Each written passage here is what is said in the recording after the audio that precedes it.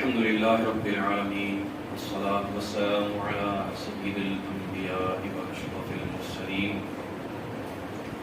أما بعد فأعوذ بالله من الشيطان الرجيم بسم الله الرحمن الرحيم الصلاة والسلام عليك يا رسول الله الصلاة والسلام عليك يا رسول الله وعلى آلك وأصحابك يا حبيب الله وعلى آلك وأصحابك يا حبيب الله الصلاة والسلام عليك يا نبي الله الصلاة والسلام عليك يا نبي الله وعلى آلك وأصحابك يا نور الله وعلى آلك وأصحابك يا نور الله. مسجد میں بیٹھے ہیں تو اعتکاف کی نیت بھی فرما لیجئے. نویت سنت الاعتکاف. یہ الفاظ عربی میں ہیں، عربی میں نہ آتے ہوں، یاد نہ رہیں، اردو میں کہہ لیجئے میں نے اعتکاف کی نیت کی.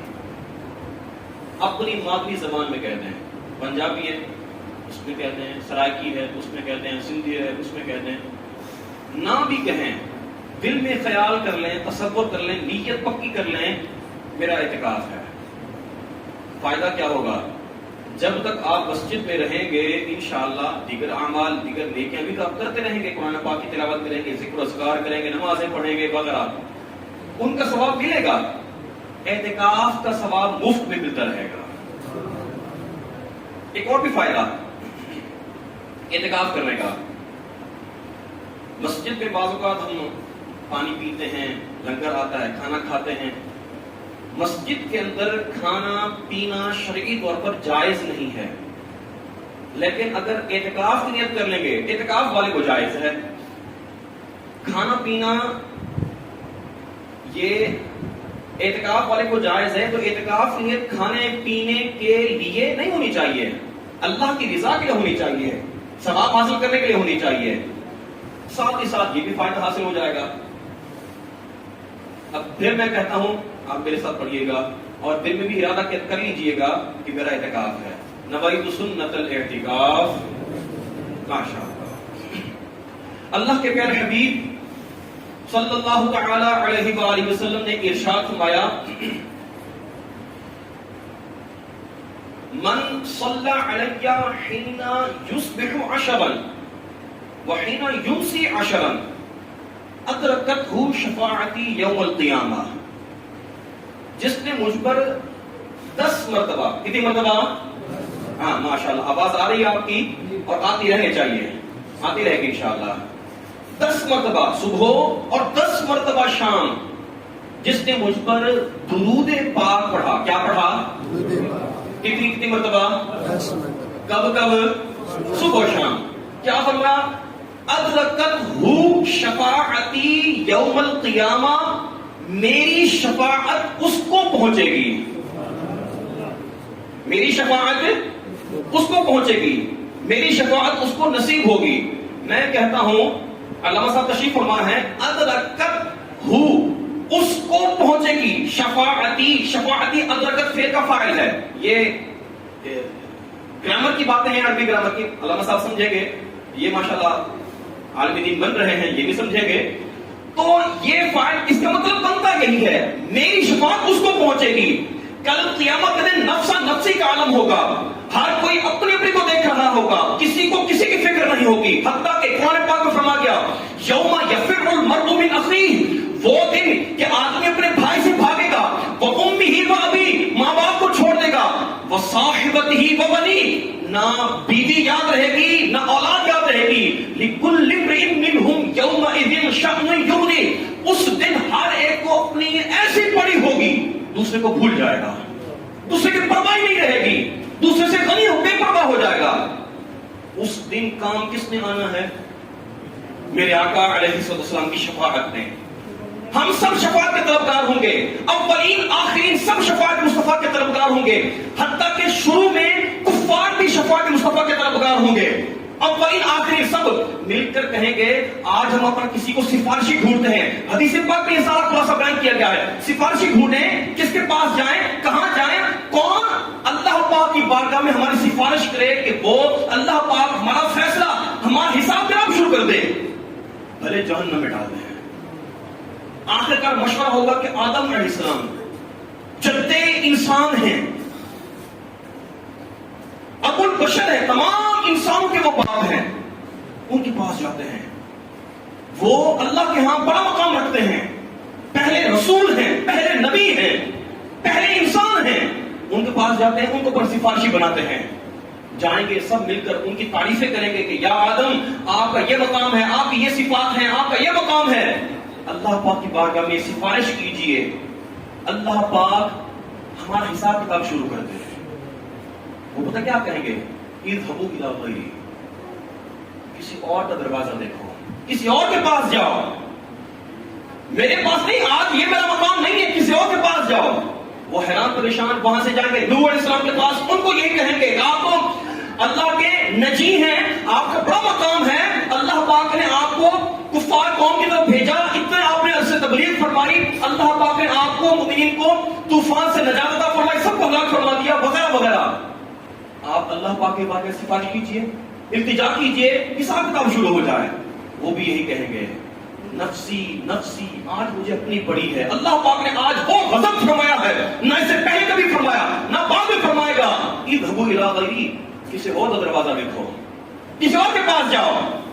وہاں سے ابراہیم علیہ السلام، وہاں سے موسیٰ علیہ السلام، وہاں سے عیسیٰ علیہ السلام، ہر جگہ سے ہوتے ہوتے ہوتے ہوتے عیسیٰ علیہ السلام کے پاس جائیں گے، سب یہی کہیں گے اذهبوا الى غیری، کسی اور کے پاس جاؤ، آج میرا یہ مقام نہیں ہے، آج یہ میں نہیں کر سکتا، کسی اور کے پاس جاؤ۔ جب عیسیٰ علیہ السلام کے پاس آئیں گے، عرض کریں گے سب اولین آخرین، اچھا اس میں ماننے والے نہ ماننے والے مسلمان کافر سب شامل ہوں گے۔ اسی لیے اعلیٰ حضرت رحمۃ اللہ علیہ کیا کہتے ہیں؟ آج لے ان کی پناہ، آج لے ان کی پناہ، آج مدد مانگ ان سے، ان کو اپنا سفارشی آج بنا، دنیا میں بنا، مان لے کہ وہ شفاعت کرنے والے ہیں، آج لے ان کی پناہ، آج مدد مانگ ان سے، پھر نہ مانیں گے قیامت میں، اگر مان تو قیامت میں مان بھی جائے پھر وہاں پر میرے آقا نہیں مانیں گے، پھر تجھے شفاعت مصطفیٰ نصیب نہیں ہوگی۔ حدیث پاک میں ہے میرے آقا صلی اللہ تعالی وسلم نے ارشاد فرمایا شفاعتی لأہل الکبائر من امتی، میری امت کے جو بڑے بڑے گناہگار لوگ ہوں گے، بڑے گناہ کرنے والے لوگ، کبیرہ گناہ کرنے والے ہوں گے، میری شفاعت ان کے لیے ہے۔ اب سب اولین آخرین عرض کریں گے یا عیسیٰ روح اللہ، آپ اللہ کے کلمہ ہیں، اللہ کی آپ نشانی ہیں، آپ اللہ پاک کی بارگاہ میں عرض کیجئے، سفارش کیجئے۔ وہ بھی یہی فرمائیں گے کہ اذهبوا الى غیری، کسی اور کے پاس جاؤ۔ پھر وہاں سے پھر وہ عرض کریں گے حضرت آپ ہمیں کوئی در بتائیں، ایسا دروازہ بتائیں جہاں ہم جائیں ہمارا کام بن جائے۔ فرمائیں گے آؤ میں تمہیں وہ در دکھاتا ہوں جہاں آج تمہارا کام بنے گا، وہ شخص دکھاتا، وہ شخصیت دکھاتا ہوں جن کو آج اپنی نہیں امت کے غلاموں کی فکر ہے، آج ان کو اپنی نہیں لوگوں کی فکر ہے، وہ آج بے خوف ہیں، وہ اللہ کی بارگاہ میں سفارش کر سکتے ہیں۔ وہ دیکھو محمد الرسول اللہ صلی اللہ علیہ وسلم تشریف فرما، ان کے پاس جاؤ۔ اچھا ایک بات ہے، حدیث پاک میں فرمایا گیا سب سے پہلے میں اپنے مزار سے اس طرح سے نکلوں گا کہ میرے دائیں ہاتھ میں ابو بکر کا ہاتھ ہوگا اور میرے بائیں ہاتھ میں عمر کا ہاتھ ہوگا، میرے پیچھے جنت البقیع اور جنت المعلا، مکہ شریف اور مدینہ شریف دونوں کے قبرستان ہیں، اس میں جو مدفون مسلمان ہیں یہ بھی میرے پیچھے پیچھے آئیں گے۔ سب سے پہلے کون آئیں گے؟ بولے میرے آقا صلی اللہ علیہ وسلم۔ کون تشریف لائیں گے؟ میدان محشر میں کون آئیں گے؟ میرے آقا صلی اللہ علیہ وسلم سب سے پہلے تشریف لائیں گے، لیکن سب سے آخر میں پھرتے پھرتے یہاں پر کیوں پہنچیں گے؟ مجھے بھی پتا ہے، آپ کو پتا لگ گیا، علماء کرام کو ماشاءاللہ پتا ہے کہ یہ ہونا ہے، ڈائریکٹ بارگاہ مصطفیٰ میں کیوں نہیں جائیں گے؟ اس لیے اللہ پاک اپنے محبوب کی شان دکھانا چاہتا ہے، آج کسی در پر اگر بگڑی بننی ہے تو وہ صرف میرے محبوب کا در ہے، یہیں پر آؤ گے تو یہیں پر تمہاری بگڑی بنے گی۔ اب جب وہ بتائیں گے عیسیٰ علیہ السلام، وہ محمد الرسول اللہ صلی اللہ تعالی وسلم تشریف فرما، ان کے پاس جاؤ، وہ تمہاری شفاعت کریں گے۔ جب وہاں سے تھکے ہارے گرتے پڑتے خشک زبانیں لے کر بارگاہ مصطفیٰ میں عرض کریں گے یا رسول اللہ شفاعت فرمائیے، شفاعت کا دروازہ کھولیے۔ میرے آقا پتہ کیا فرمائیں گے؟ باقی تو نے کہا تھا نا اذهبوا الى غیری، کسی اور کے پاس جاؤ، میرے آقا فرمائیں گے انا لہا، میرے پاس آ جاؤ، شفاعت آج میں نے ہی کرنی ہے، شفاعت آج میں نے کرنی ہے۔ پھر میرے آقا صلی اللہ علیہ وسلم سجدہ کریں گے، میرے آقا علیہ السلام فرماتے ہیں جتنی دیر اللہ پاک چاہے گا میں سجدے میں رہوں گا۔ وہ تانبے کی دہکتی کی زمین سورج 7 میل پر یا 7 نیزے پر رہ کر آگ برسا رہا ہوگا، اتنی گرم زمین پر میرے آقا سجدہ کریں گے، کس کے لیے؟ ہمارے لیے، ہم غلاموں کے لیے، لوگوں کے سجدہ کریں گے۔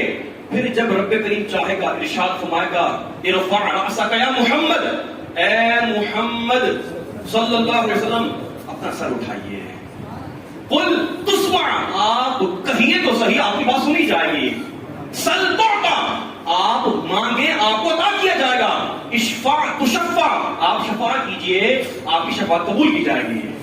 وہاں پر بگڑی، وہاں پر ہر کسی کو امید ہوگی تو میرے آقا کی شفاعت کی امید ہوگی۔ پچھلی بات بھول تو نہیں گئے نا، میں آپ کو وہ چھوڑ کر نہیں آیا، وہیں پر لے جاتا ہوں جہاں سے ہم چلے تھے۔ میرے آقا نے فرمایا من صلی علیہ حین یصبح عشرا وحین یمسی عشرا، 10 مرتبہ صبح و شام مجھ پر درود پڑھو تو کیا ہوگا؟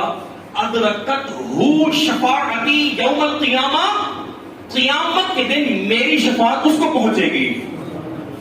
ہر کوئی شفاعت مصطفیٰ کا طلبگار ہوگا، شفاعت مصطفیٰ کو ڈھونڈ رہا ہوگا۔ گویا کہ یوں سمجھیے میرے آقا نے فرمایا مجھ پر درود پڑھنا تمہارا کام ہے، شفاعت خود تم پر پہنچائے گی، خود تمہارے پاس آئے گی۔ دکھوں نے جو تم کو گھیرا ہے تو درود پڑھو، جو حاضری کی تمنا ہے تو درود پڑھو، ہر درد کی دوا ہے صلی علی محمد، تعویذ ہر بلا ہے صلی علی محمد، جو مرض لا دوا ہے یہ گھول کر پلا دو۔ کیا نسخہ شفا ہے؟ صلی علی محمد۔ کیا نسخہ شفا ہے؟ کیا نسخہ شفا ہے؟ صلی علی محمد صلی اللہ تعالی علیہ وسلم۔ کثرت کے ساتھ صرف 10 مرتبہ پہ اکتفا نہیں کیجیے گا، شیطان برگلائے گا اصل تو صرف 10 دفعہ ہماری درود پاک پڑھنا ہے تو کم ساڑا ہو جانا ہے، ہمارا کام ہو جائے گا، نہیں۔ یہ تو اس حدیث پاک کی فضیلت حاصل کرنے کے لیے آپ پڑھیں، لیکن علماء کرام فرماتے ہیں کہ 313 مرتبہ، کتنی مرتبہ؟ 313 ٹائم، 313 مرتبہ جو درود پاک پڑھنے والا ہوگا وہ کثرت کے ساتھ درود شریف پڑھنے والوں کا شمار ہوگا۔ تو پڑھیں گے انشاءاللہ۔ درود پاک پڑھنے کی بہت پیاری بات بتاؤں، بہت پیارا نسخہ، بہت آسان نسخہ۔ ہم پر کتنی نمازیں فرض ہیں؟ بولیے، سب کو معلوم ہے ماشاءاللہ، بچے کو معلوم ہے کتنی نمازیں فرض ہیں۔ اس میں جو رکعتیں ہیں، ان میں التحیات دیکھ لیجئے، جو 5 وقت کا پکا نمازی ہوگا، ساری نماز پڑھنے والا ہوگا، ہر التحیات میں درود بھی ہے، سلام بھی ہے کہ نہیں ہے نا؟ نمازیں پڑھیے، یہ تعداد تو ویسے پوری ہو جائے گی۔ نمازیں پڑھنے کے پکے عادی بنیے، انشاءاللہ یہ تعداد ویسے پوری ہو جائے گی۔ اور جو نمازی نہیں ہوتا نا، جو نمازیں چھوڑتا ہے، اب کوئی کہتے کہ نہیں تو سب سارے دے دے دفعہ سویر شام درود پڑھو تو کم بیڑا پار تھی گیا، بیڑا پار ہو جائے گا، شفاعت مصطفیٰ حاصل ہو جائے گی، شفاعت خود ہم تک پہنچ کر رہے گی۔ یہ تو آپ نے فرما دیا، اب ہم نمازیں کیوں پڑھیں؟ تو یہ بات یاد رکھیے گا کہ جو نمازی نہیں ہوتا نا اس کو یہ توفیق نہیں ملتی، جو نمازی ہوتا ہے اس کو یہ توفیقیں اور برکتیں حاصل ہوتی رہتی ہیں۔ اور نماز فرض ہے، درود پاک زندگی میں 1 مرتبہ فرض ہے، نماز روزانہ 5 مرتبہ فرض ہے۔ فرض چھوڑ کر پھر ہم شفاعت مصطفیٰ کے طلبگار ہو جائیں، یہ تو خام خیالی ہے، اپنے آپ کو دھوکہ دینا ہے۔ نمازی ہی بننا ہے ہم نے، بنیں گے نا، پڑھیں گے نا نمازیں، 1 مرتبہ محبت کے ساتھ، شوق کے ساتھ درود پاک پڑھ لیجیے۔ اللہم صلی علی سیدنا و مولانا محمد معدن الجود والکرم وآلہ وبارک وسلم صلاۃ و سلام علیک یا سیدی یا رسول اللہ۔ اللہ پاک قرآن پاک میں ارشاد فرماتا ہے، سورۃ العصر، فرمایا والعصر، قسم ہے عصر کی۔ میں نے ترجمہ نہیں کیا، ویسے ہی لفظ بیان کر دیا۔ قسم ہے عصر کے. عصر کا مطلب کیا ہے؟ عصر کا ایک مطلب مفسرین نے جو بیان فرمایا ہے وہ یہ ہے، اس سے نماز عصر مراد ہے. عصر کی نماز مراد ہے. عصر کی نماز مراد ہے. قرآن پاک میں فرمایا گیا حافظوا علی الصلوات، تمام نمازوں کی پابندی کرو. 5 نمازوں کی پابندی کرو، خاص طور پر والصلاۃ الوسطی، درمیان والی نماز عصر کی پابندی کرو. نماز عصر کی خصوصی اہمیت ہے. ایک قول یہ ہے کہ یہاں پر جو قسم یاد فرمائی گئی والعصر، قسم ہے عصر کی، اس سے نماز عصر مراد ہے. ایک قول یہ بھی ہے عصر کا لفظی معنی ہے زمانہ. کیا معنی ہے؟ زمانہ. ایک اور یہ بھی ہے کہ اس سے مراد زمانہ ہے، یہ کہ بھی والعصر قسم ہے زمانے کی، زمانے کی قسم یاد فرمائی. لیکن ایک بہت پیارا عشق و محبت والا قول مفسرین کا وہ یہ ہے یہاں پر ہر زمانہ نہیں بلکہ وہ زمانہ جو میرے آقا کا زمانہ ہے، اللہ کے محبوب صلی اللہ تعالی علیہ وسلم کا زمانہ. یعنی کہ جس زمانے میں میرے آقا صلی اللہ علیہ وسلم ظاہری حیات کے ساتھ دنیا میں تشریف فرما رہا ہے، وہ زمانہ. تو اب والعصر کا ترجمہ کیا ہوگا؟ قسم ہے محبوب کے زمانے کی. قسم ہے محبوب کے زمانے کی قسم.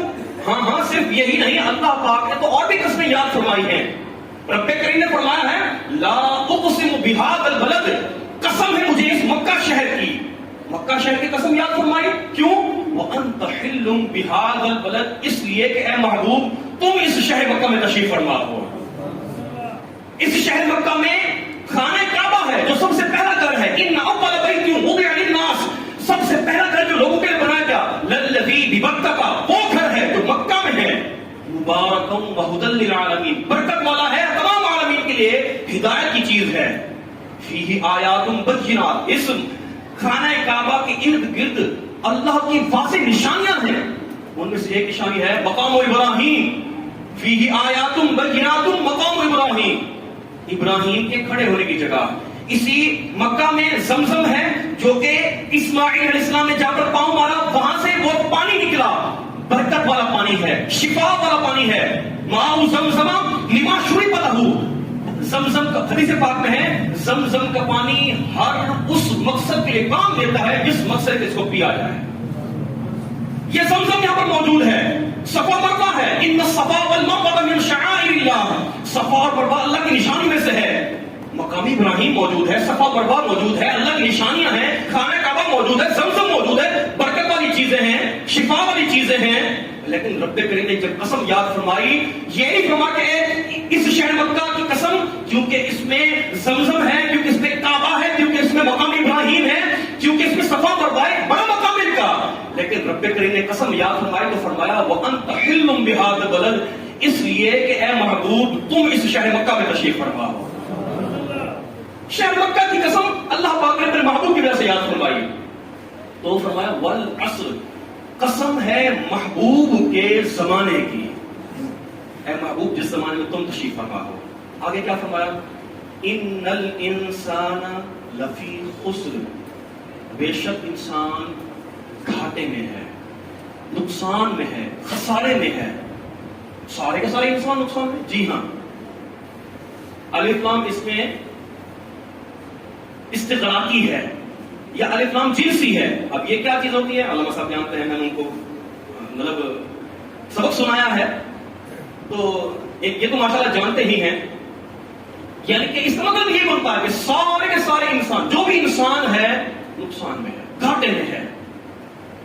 لیکن رب کریم نے سب کو ایسے فرما کر چھوڑ نہیں دیا. آگے فرمایا ہے الا الذین آمنوا، سوائے ایمان والوں کے، جو نقصان والے نہیں ہیں، جو گھاٹے والے نہیں ہیں، جو خسارے والے نہیں ہیں، ان سے جو بچے ہوئے ہیں، گھاٹے سے نقصان سے بچے ہوئے ہیں، وہ کون کون ہیں؟ اس کی 4 نشانیاں بیان فرمائی. فرمایا الا الذین آمنوا، ایمان والے، وعملوا الصالحات، اور نیک کام کرنے والے. نیک کام کرنے والے. اب ان نیکیوں میں سے پھر خاص طور پر 2 نیکیاں ارشاد فرمائی. وتواصوا بالحق، جو حق بات کی ایک دوسرے کو وصیت کرتے ہوں، تلقین کرتے ہوں. وتواصوا بالصبر، اور صبر کی ایک دوسرے کو تلقین کرتے ہوں. اب آپ کہیں گے علامہ صاحب اسی تو سننا آئی سی امام حسین کا ذکر تسی پتہ کتنے سانو لے گئے میدان معاشر کے لے گئے اتوں بھی لے آئے اور پتہ کتوں کتوں لے گئے. اب آئیے موضوع کی طرف امام حسین کی بات کی طرف آتے ہیں. امام علی مقام امام حسین رضی اللہ تعالیٰ کا یہاں پر کیسے ذکر, میں نہیں کہتا کہ یہ آیت کریمہ یہ سورہ مبارکہ ان کے لیے ہے نہیں, لیکن ہم اس سورہ مبارکہ کے تناظر میں اس کے ذات اس کو روبرو رکھتے ہوئے ہم امام علی مقام کی ذات کو دیکھتے ہیں. فرمایا تمام انسان خسارے میں ہیں سوائے ان لوگوں کے جن میں یہ چار صفتیں چار باتیں پائی جائیں. نمبر ایک ایمان والے, نمبر ایک ایمان والے, بولیے, ایمان والے, نمبر دو نیک اعمال کرنے والے, نمبر دو, نمبر تین حق بات کی وصیت کرنے والے, نمبر تین بولیے, بولنا چاہیے تاکہ آپ کو یہ باتیں ذہن میں رہ جائیں, اور نمبر چار صبر کی وصیت کرنے والے, نمبر چار